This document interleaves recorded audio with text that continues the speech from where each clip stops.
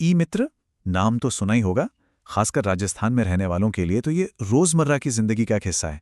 पर कभी ये सोचा है कि ये असल में काम कैसे करता है? तो चलिए आज इसी पहेली को सुलझाते हैं। ये समझने की कोशिश करते हैं कि कैसे एक छोटा सा दिखने वाला कियोस्क सरकार की पूरी मशीनरी से जुड़ता है और हम सब तक सरकारी सेवाएं पहुंचाता है।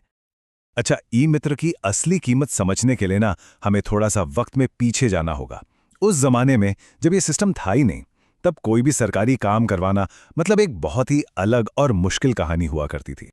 जरा सोचिए, कोई भी काम हो, चाहे छोटा सा बिल भरना हो या कोई जरूरी सर्टिफिकेट बनवाना हो, हर चीज के लिए अलग अलग सरकारी दफ्तर, और उन दफ्तरों के बाहर वो कभी ना खत्म होने वाली लंबी लंबी लाइनें, घंटों का इंतजार। और फिर काम जल्दी करवाना है तो क्या करें?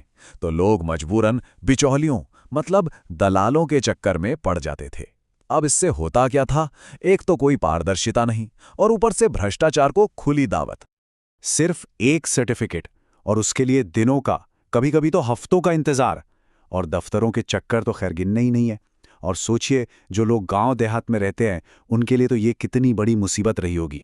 तो बस इन्हीं सारी मुश्किलों का जवाब बनकर आया ई मित्र। ये सिर्फ एक सर्विस नहीं थी, ये गवर्नेंस का मतलब शासन का एक बिल्कुल नया नजरिया था। एक कोशिश नागरिक और सरकार के बीच एक डिजिटल पुल बनाने की। और पता है इस पूरी पहल के पीछे की सोच क्या थी? बहुत सिंपल लेकिन बहुत पावरफुल। सोच ये थी कि अब नागरिक को सरकार तक पहुंचने के लिए भटकना नहीं पड़ेगा, बल्कि सरकार खुद चलकर नागरिक के दरवाजे तक आएगी। तो सवाल ये है कि ये डिजिटल ब्रिज आखिर बना कैसे? इसमें कौन कौन शामिल है? कौन है वो की प्लेयर्स जो इस पूरे इकोसिस्टम को चला रहे हैं? चलिए इसे एक एक करके समझते हैं। देखिए, इस पूरे सिस्टम के 4 मेन पिलर हैं। सबसे पहले तो हम और आप यानी नागरिक, जिन्हें सर्विस चाहिए। दूसरा, वो इंसान जो हर गली मोहल्ले में मिलता है, ई मित्र कियोस्क ऑपरेटर।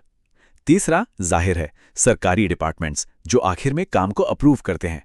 और चौथा और शायद सबसे अहम, इस पूरे सिस्टम की रीढ़ की हड्डी, राजस्थान सरकार का DOIT&C। यही वो डिपार्टमेंट है जो इस पूरे टेक प्लेटफॉर्म को संभालता है और उसे सेफ रखता है। और जानते हैं, इस पूरे इकोसिस्टम में जो कियोस्क ऑपरेटर है ना, उसका रोल बहुत खास है। वो सिर्फ एक दुकान नहीं चला रहा, वो असल में सरकार और आम आदमी के बीच का एक ह्यूमन ब्रिज है।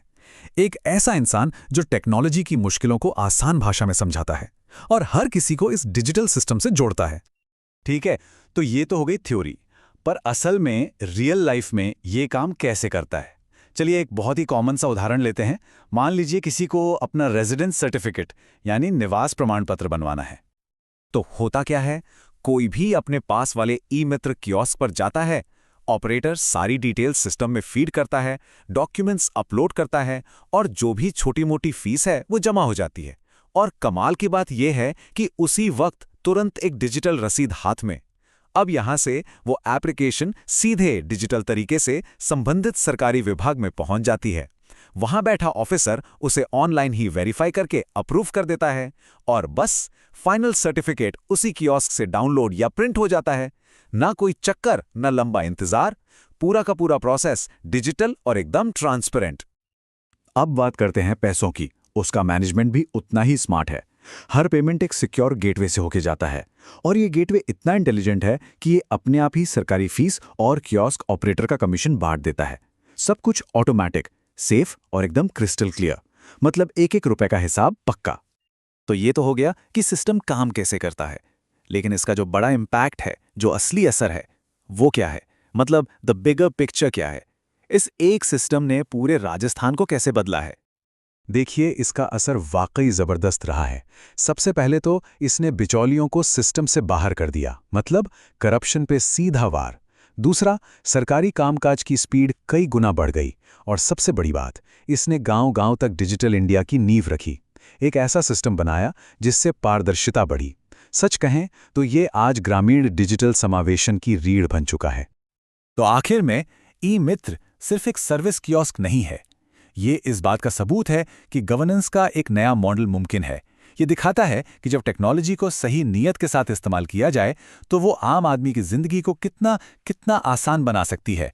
और ये हमें एक बड़े सवाल के साथ छोड़ जाता है, भविष्य में टेक्नोलॉजी पब्लिक सर्विसेज को और कितना सुलभ बना सकती है।